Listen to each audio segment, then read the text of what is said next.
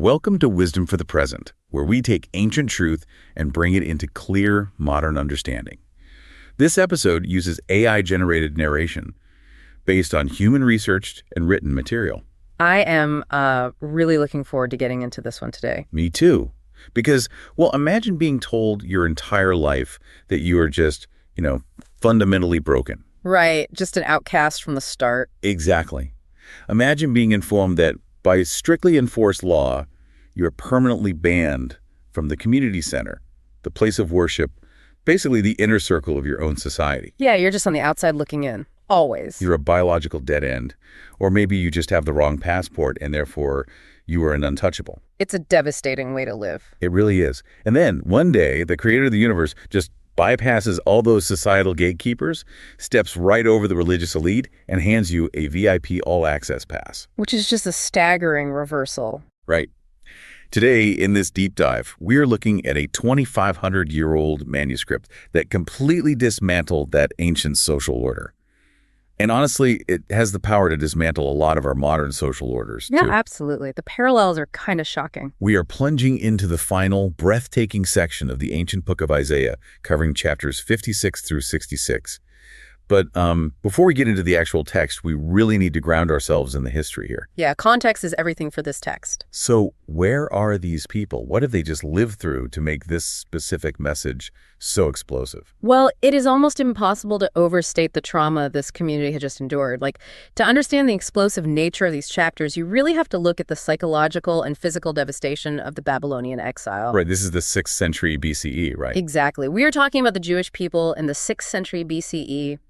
They had watched their seemingly invincible capital, Jerusalem, just be besieged, starved out, and systematically burned to the ground by the Babylonian Empire. I mean, that's unimaginable trauma. It is. And the magnificent Temple of Solomon, which was the literal and symbolic heart of their universe, where they believed the very presence of God dwelled, that was reduced to ash. Wow. And then the surviving population was death-marched across the desert into exile in Babylon.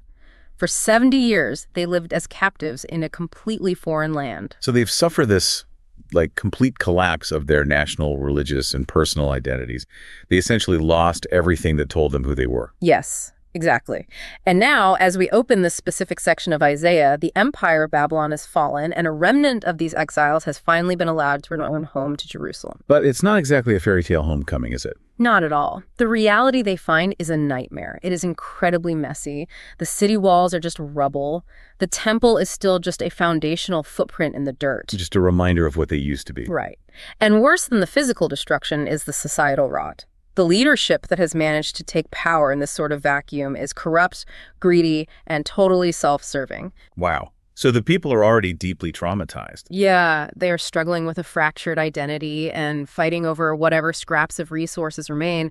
They're transitioning from this period of ancient national tragedy into trying to build a new society from scratch, and it is just not going well. Which makes the text we are looking at today so incredibly vital.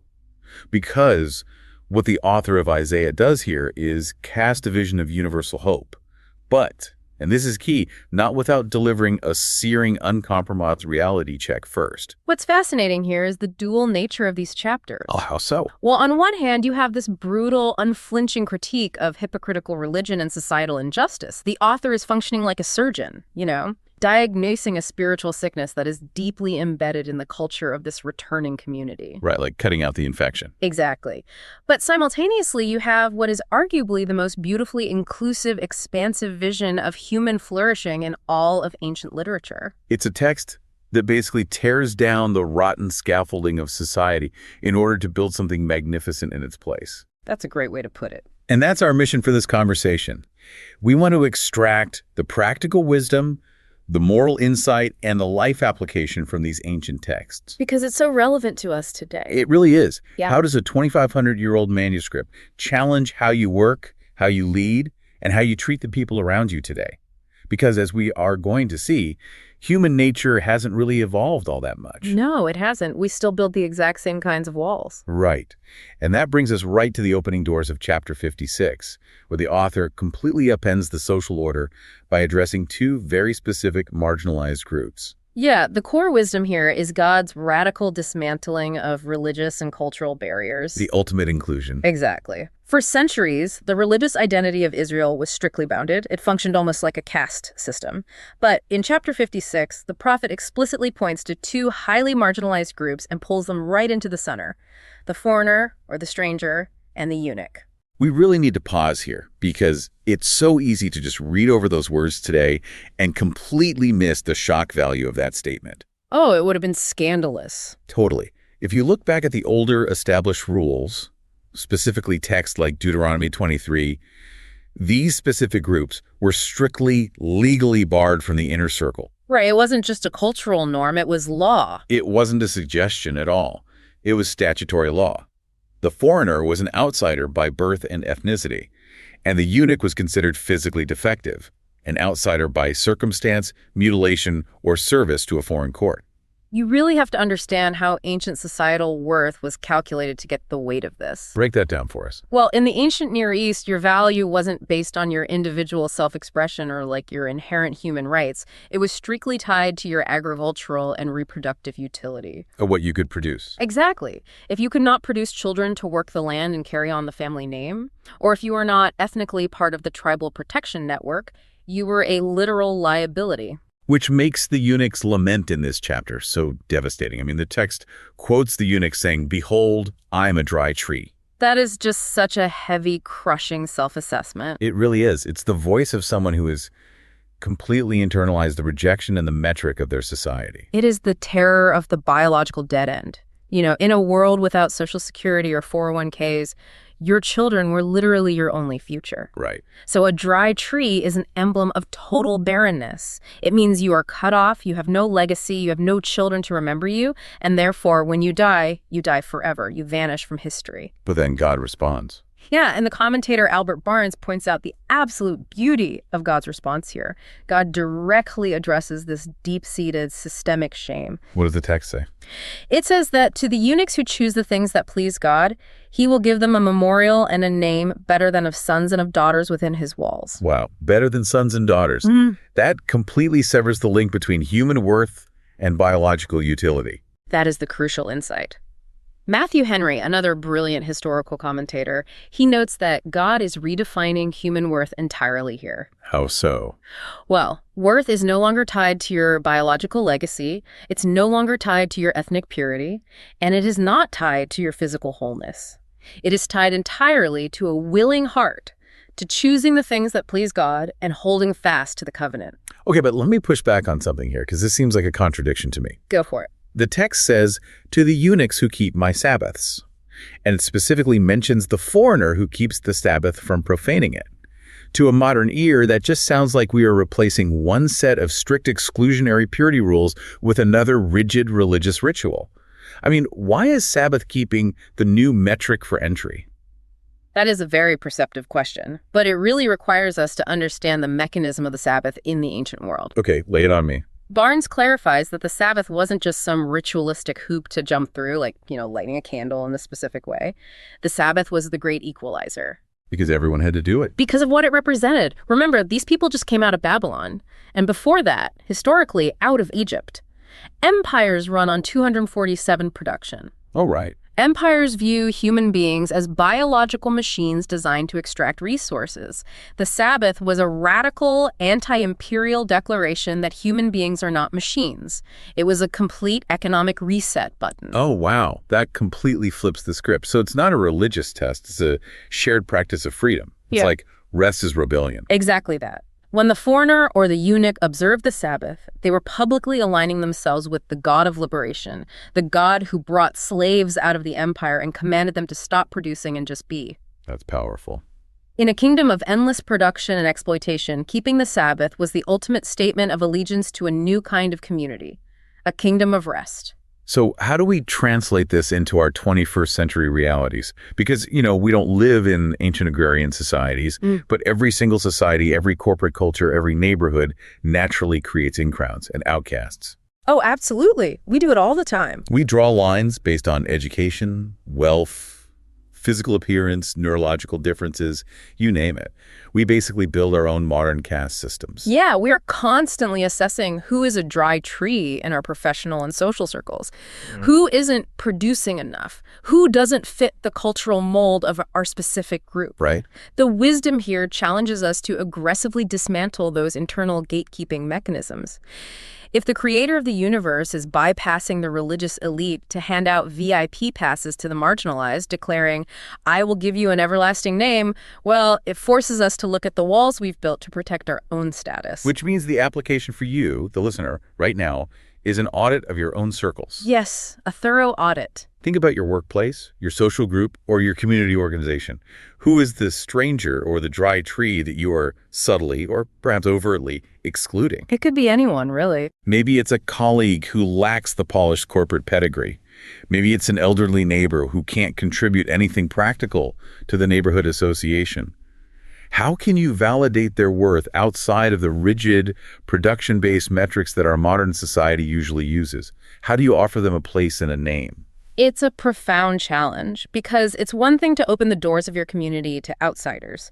But once you let everyone in, you have to take a long, hard look at how the people already inside the house are behaving. That is so true. And that is exactly where the author turns his pen next, moving from radical inclusion to just a blistering critique of the religious elite in chapter 58. Okay, let's unpack this, because this chapter is an absolute masterpiece of moral confrontation.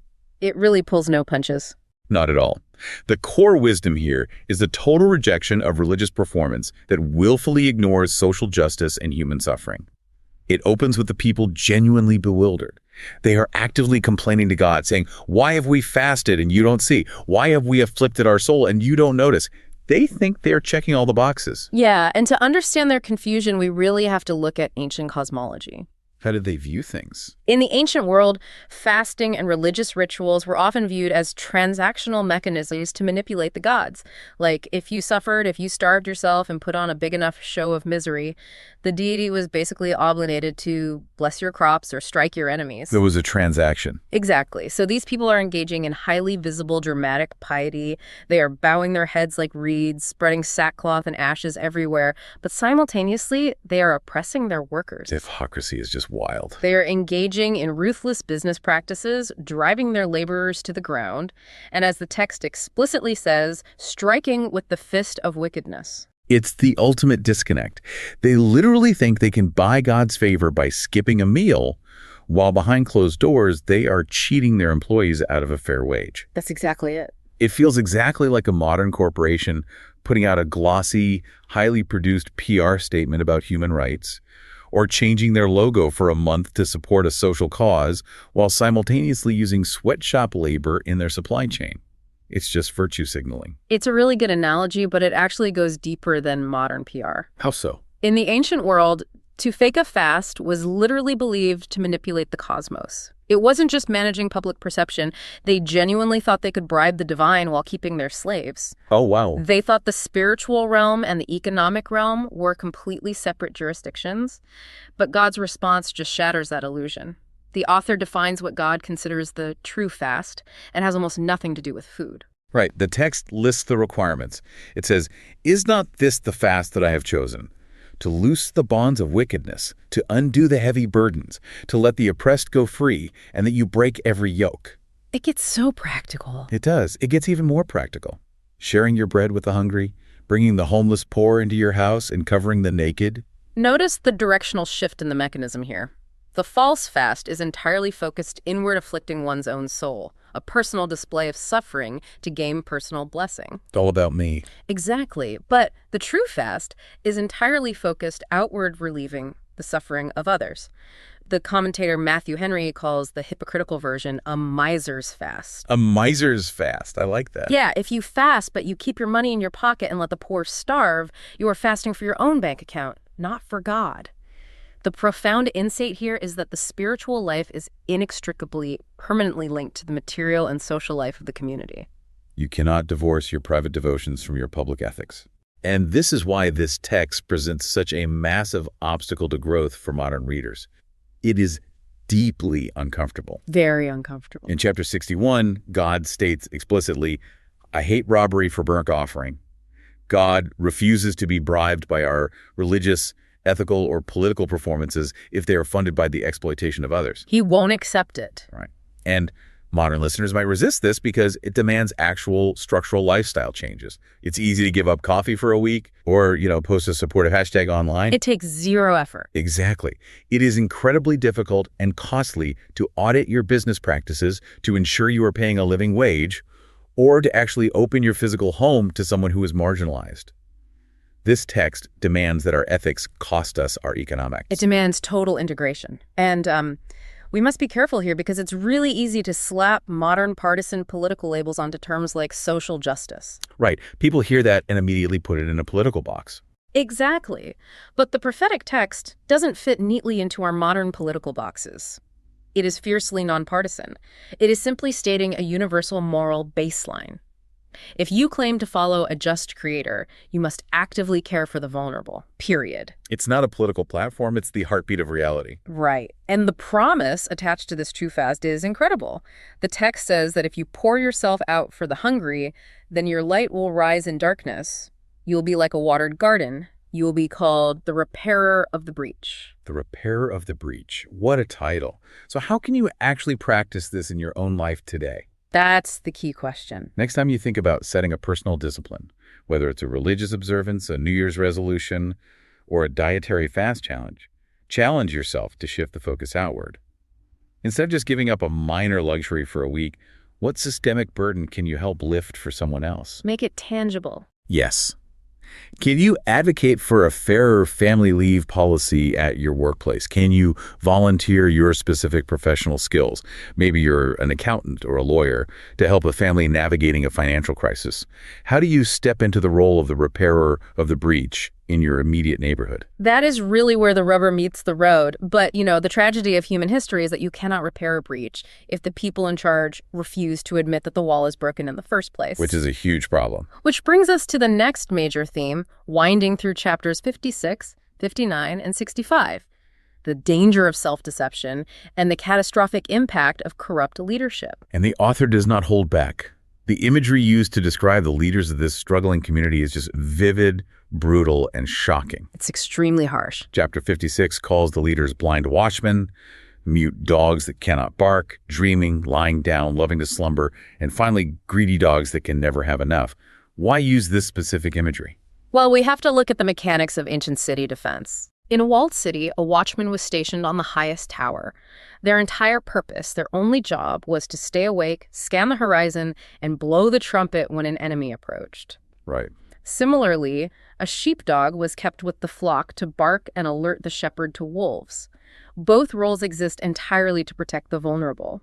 So when the prophet calls the leaders blind watchmen, he is saying they are completely detached from reality. They don't even see the danger their society is in. And the mute dogs. And they are mute dogs, meaning even if they do see the corruption or the impending disaster, they refuse to sound the alarm because they don't want to disturb their own comfort. It's the ultimate dereliction of duty. They are totally insulated by their privilege. Exactly. Albert Barnes synthesizes this perfectly. These are leaders who only look to their own gain from their own quarter. Just looking out for number one? Right. The text quotes them saying, "Come, I will get wine, and tomorrow will be as today, great beyond measure."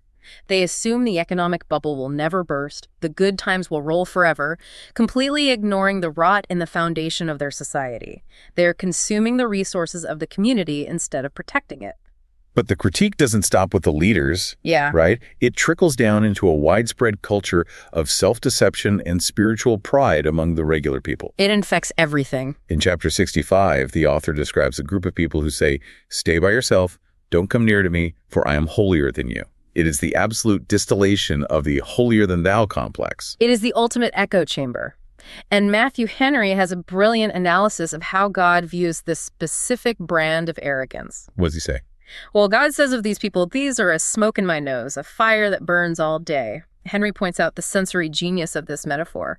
God doesn't compare their pride to the pleasant, sweet-smelling smoke of incense or the warm, inviting glow of a hearth fire. No, it's much worse. He compares it to the irritating, choking, suffocating smoke of wet wood, the kind of smoke that stings your eyes, gets in your lungs, and just ruins your day. That is what self-righteousness feels like to the divine, and frankly, it is exactly what it feels like to interact with a self-righteous person today. Nobody wants to stand in wet smoke. It clears the room immediately. It drives people away. Really does. And it's such a sharp contrast to the actual reality of their spiritual state. Yeah. To shatter this illusion of moral superiority, the author gives us that incredibly famous and humbling line in chapter 64. We've all become like one who is unclean, and all our righteousness is like a polluted garment, or as it's often translated, filthy rags. Let's unpack the mechanism of that phrase, because the prophet is not saying that doing good things is bad. Right. He is saying that when your righteousness, your charitable giving, your ethical stances, your religious observance, when all that is polluted by this proud, exclusionary, I am holier than you attitude, it completely negates the good deed. It becomes contaminated. This is a devastating diagnosis for our modern world. We don't have to look hard to see the universal human tendency toward echo chambers and moral superiority. We see it everywhere online. We love to gather in our online tribes with people who share our exact political or cultural viewpoints and emit that choking smoke toward everyone else. And we see leaders in every sphere, corporate executives, politicians, institutional heads, who are mute dogs. They see a toxic culture in their organization. They see abuse or fraud. But they remain silent because speaking out might threaten their stock options or their comfortable position. This raises an important question, though. How do you react when you feel morally superior to someone else? That's tough to answer, honestly. The practice here requires radical introspection. When you look at someone from a different political tribe, or someone who has made public mistakes you feel you would never make, do you secretly say in your heart, stay by yourself, I am holier than you? We all do it to some extent. The translation for today is learning to recognize the smoke in your own attitude. When you feel that smugness rising, you have to remind yourself of the filthy rags reality. You have to cultivate what chapter 57 calls the contrite and humble spirit. Because God explicitly says he dwells with the one who is of a contrite and humble spirit to revive them. But this raises a terrifying question. What happens when the corruption is too deep? When the leadership is entirely made up of mute dogs and the society is choking on the smoke of its own self-deception, human effort just isn't enough to fix it. We can't bootstrap our way out of systemic rot. No, we really can't. And that plunges us into the darkest, most desperate part of the text. Chapters 59, 63, and 64 introduce the necessity of divine intervention, the silence of the heavens, and the terrifying figure of the divine warrior. We're moving from the diagnosis of the disease to the realization that the patient is terminal. It's that bad. In chapter 59, the prophet describes a society that has completely collapsed under the weight of its own corruption. The imagery is haunting. He says, justice is turned away backward, and righteousness stands far away, for truth has fallen in the street. I want you to picture that truth is just lying there on the pavement, bleeding out, and everyone is just walking past it or stepping over it to get to work. That is a powerful image. He says the people are groping for the wall like the blind. There is no direction, no moral compass. The systems have failed entirely. And the text says God looks at this, and he sees that there's no justice. And he is appalled that there is no intercessor. No human being, no politician, no king is stepping up to stop the bleeding. So God has to act. Right. So because humanity has failed utterly, God has to step in himself. He puts on righteousness as a breastplate and a helmet of salvation, but then the text takes a sharp turn. He also puts on garments of vengeance. Yes, and this culminates in one of the most startling, dramatic visions in the entire Bible, found in chapter 63. What does it say? The prophet sees a figure striding toward him from Edom, from the city of Bozrah, which historically represented the hostile nations that had preyed upon Israel. This figure is glorious, marching in the greatness of his strength, but his garments are stained bright red. Like blood. The prophet asks, why is your clothing red like him who treads in the wine vat? And the divine warrior answers, I have trodden the winepress alone. I trod them in my anger and trampled them in my wrath.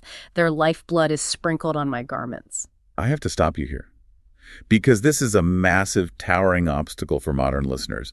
This image of a blood-stained warrior of divine wrath trampling people in a winepress, it makes us highly uncomfortable. Oh, very much so. We prefer the image of a gentle teacher or a quiet, abstract force of love. This sounds like an ancient, violent, tribal deity settling scores. How do we engage with the text that speaks with such terrifying violence?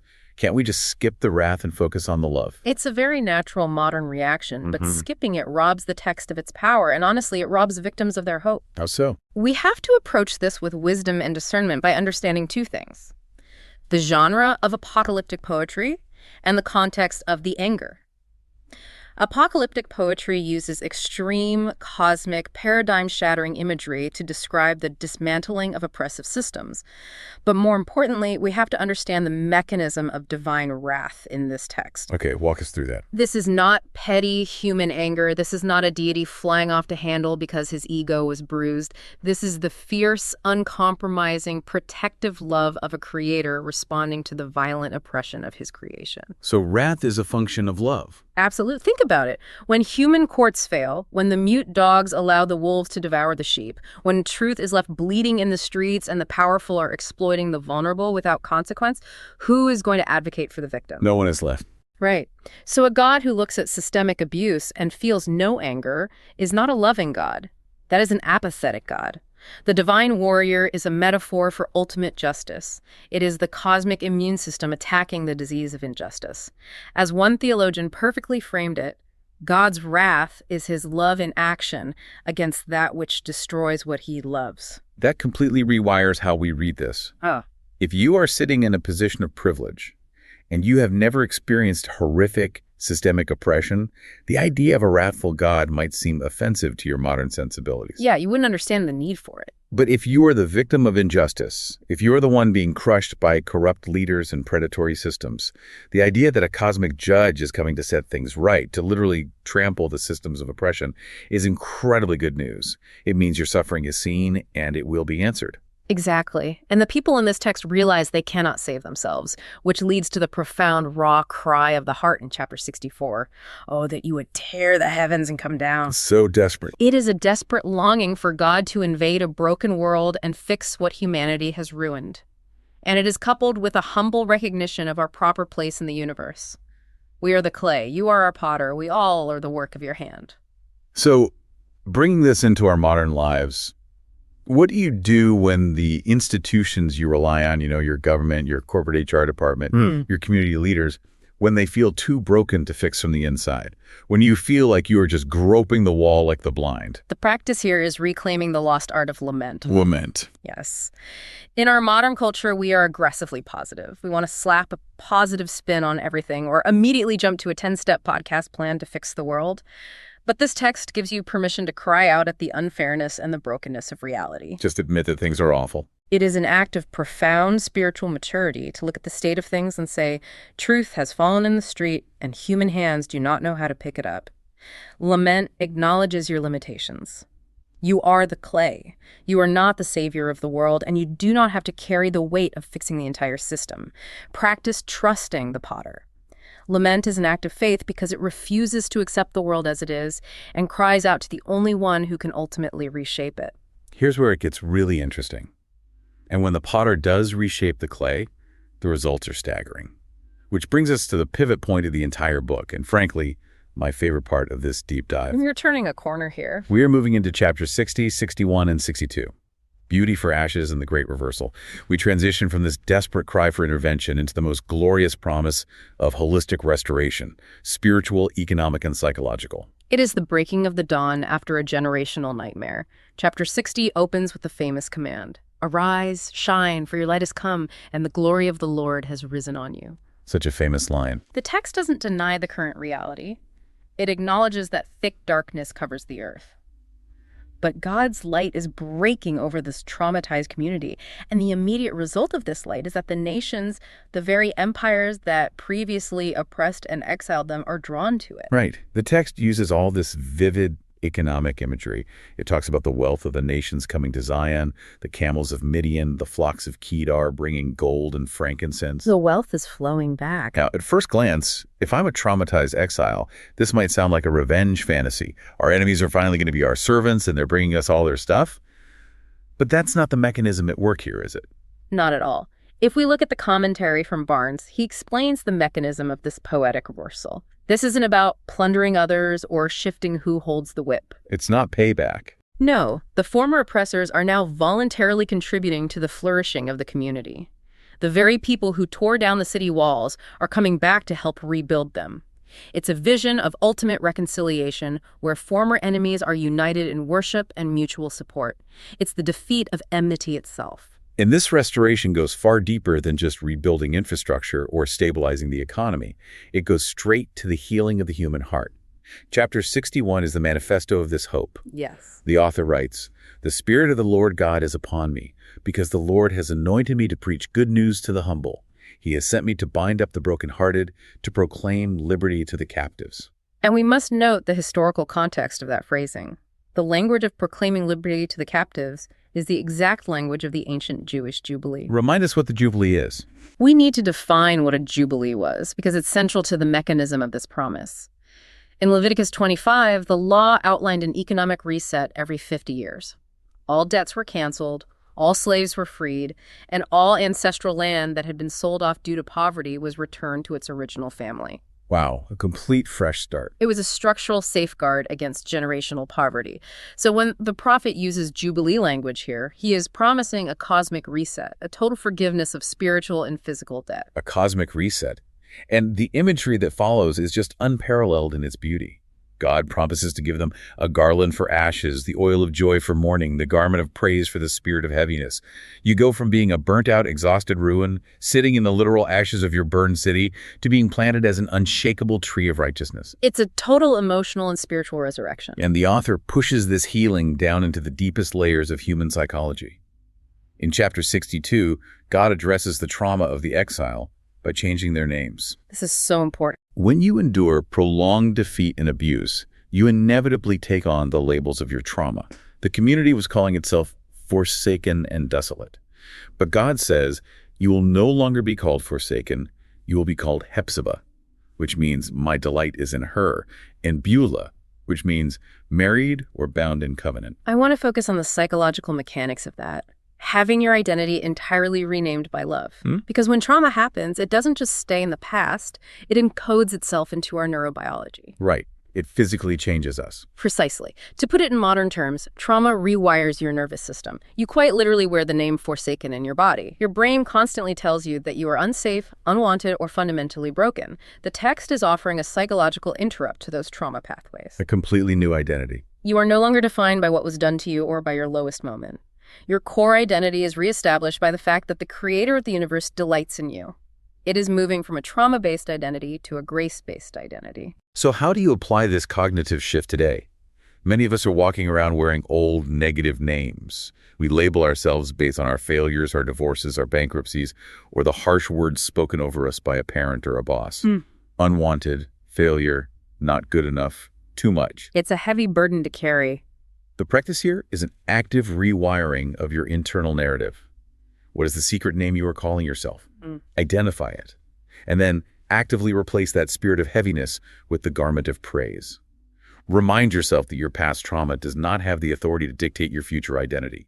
Step into the new name. Believe that you are delighted in. It is a profound daily practice, and it perfectly sets the stage for the ultimate destination of this entire journey, because the healing of the individual heart eventually ripples out to the healing of the entire cosmos. And that brings us to the final two chapters of the book, 65 and 66, the cosmic horizon, the new heavens and new earth, and the stark reality of final choices. If we connect this to the bigger picture, the vision in chapter 65 expands the lens from the individual to all of reality. God declares, "For behold, I create new heavens and a new earth, and the former things will not be remembered, nor come into mind." So this isn't just a political past job. No, it is a total renewal of the fabric of the universe. And the details of this new earth are deeply revealing because, as we discussed earlier, ancient utopian visions are almost always direct mirrors of their deepest historical traumas. The text describes a world where infants don't die a few days old and old men live out their full days. Why? Because they just survived a brutal siege where their infants starved and their elders were slaughtered. It's responding directly to their pain. It says people will build houses and actually get to live in them. They will plant vineyards and eat the fruit. Because they just spent 70 years in Babylon building houses for their captors and harvesting crops for the empire. Exactly. The mechanism of the promise directly answers the mechanism of the pain. There will be no more systemic theft, no more invading armies. And then the ultimate symbol of cosmic harmony, The wolf and the lamb will feed together. The lion will eat straw like the ox. The natural order of predator and prey is reconciled. It is the ultimate telos, the end goal of all ancient wisdom. It is a return to the harmony of Eden, but it's a city, a community of peace. Yeah. But what is so striking is that this new reality doesn't center around a rebuilt physical temple. We've spent all this time talking about people who lost their temple, but in chapter 66, God basically says he doesn't need one. What does he say? He says, heaven is my throne and the earth is my footstool. What kind of house will you build to me? God bypasses the religious elite and the grand architecture. Where does he choose to rest? To this man will I look, even to him who is poor and of a contrite spirit and who trembles at my word. The ultimate temple is the humble human heart. It perfectly ties back to our earlier discussion about the filthy rags of pride. God makes his home with the humble. But as we bring this deep dive to a close, we have to address the incredibly difficult ending of this book. Yes, we can't ignore it. This beautiful, poetic vision of the new heavens and new earth ends on a deeply unsettling, violent note. The very last verse of the book of Isaiah, chapter 66, verse 24, describes the righteous going out and looking upon the dead bodies of those who transgressed against God.